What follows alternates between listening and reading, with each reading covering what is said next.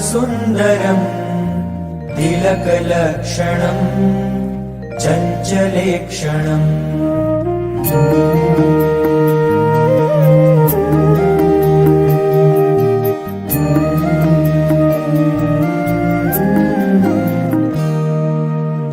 अतिमनोहरम्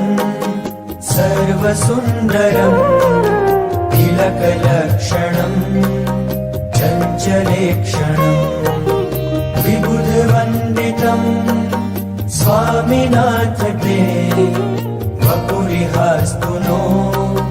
नित्यदर्शने मदनमोहनम् प्रेमदोहनम् नयनगोचरम् भक्तसञ्चरम् भुवि सुदुर्लभम् स्वामिनाथ ते वपुरिहास्तु नो नित्यदर्शने निजजनैः सदा वाञ्छितं हृदा परसुखावहम् रुत्तमोपहम् परममङ्गलम् स्वामिनाथ ते वपुरिहास्तु नो नित्यदर्शने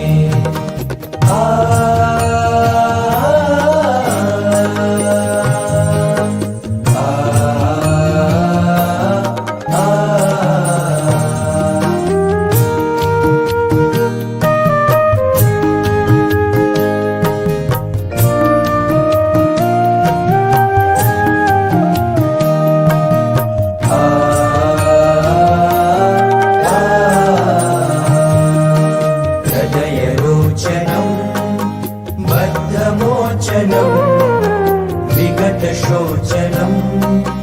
दीर्घलोचनम् मृदुसिताम्बरम् स्वामिनाथ ते वपुरिहास्तु नो नित्यदर्शने मधुरभाषणम् पुष्पभूषणम् विजितदूषणम् शोकशोषणम् रहसदाननम् स्वामिनाथ ते